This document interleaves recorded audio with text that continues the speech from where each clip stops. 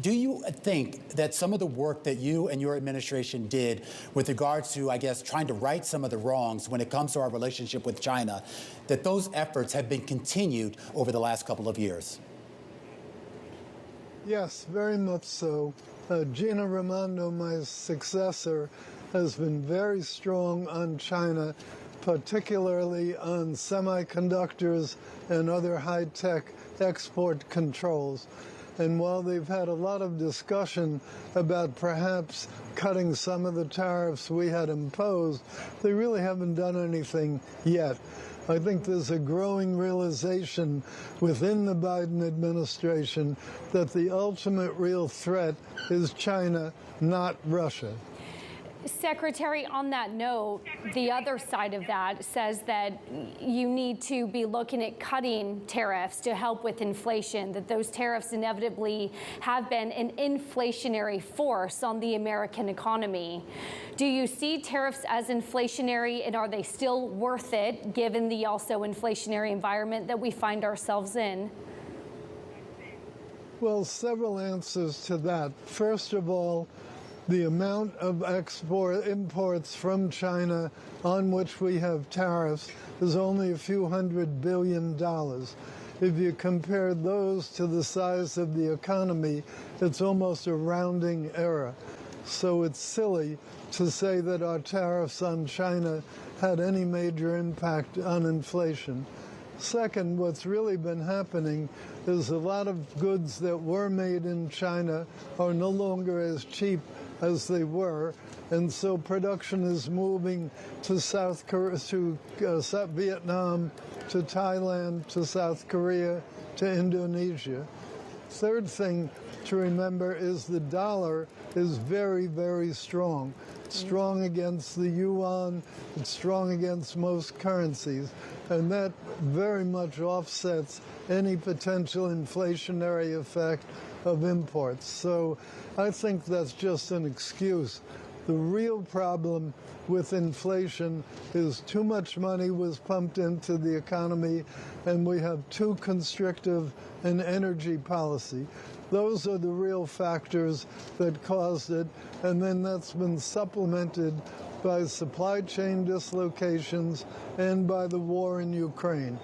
Talk to us about, with your experience, I mean, prior to being Secretary of Commerce, of course, you were chair, lead director of more than 100 companies in 20 different countries. When you're looking at perhaps a less globalized world, the implications that has, you hear of Fed members saying the onshoring effort is inherently inflationary as well. Is that going to be a longer-term sacrifice that has to be made? I think the biggest danger we have in terms of long-term inflation is the failure of our educational system to train people properly. We have the least vocational training of any OECD country.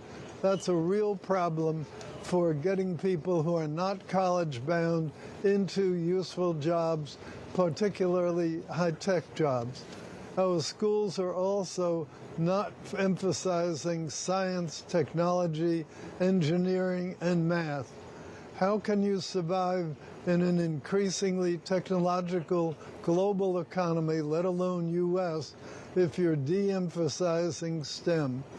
And if you look at the lower grades, say K through 12, we keep falling further and further behind in relative math scores, relative reading scores, just about relative any scores to other countries.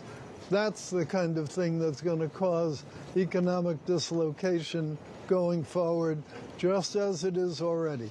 Well, we've already seen that economic dislocation. I'm curious, though, about the solutions here. We've seen some efforts from the current administration, your administration, and even the Obama administration to sort of address some of those. And as always, you know how Washington works. It gets put through the ringer there, and basically what comes out is basically nothing. How do you sort of address that in a way that is going to be politically palpable to the folks who run this country?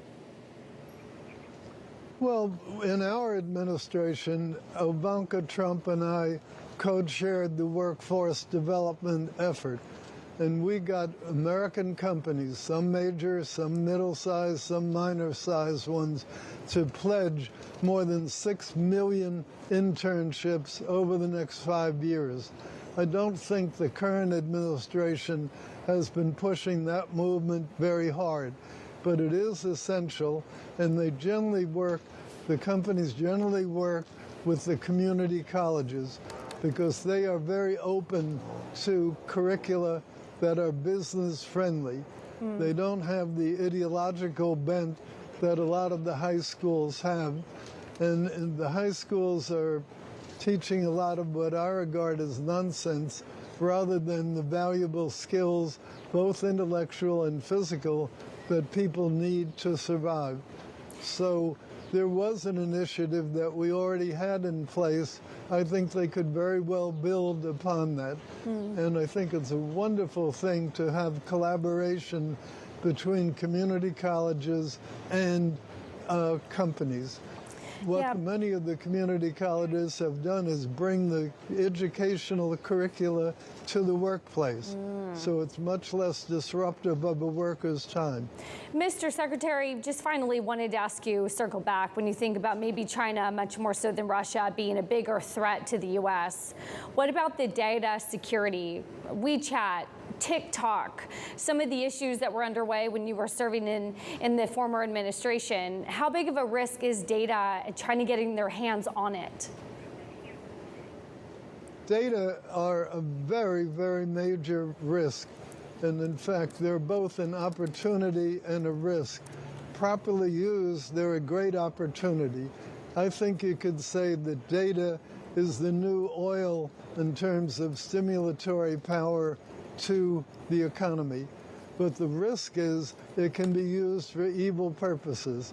And as you know, when I was in office, we were very adverse to TikTok getting all this information about young children. I still think that's a big, big mistake because it's not the right way to use data. And it's not just that. They've been doing a lot of hacking of government files, civilian files, all kinds of things.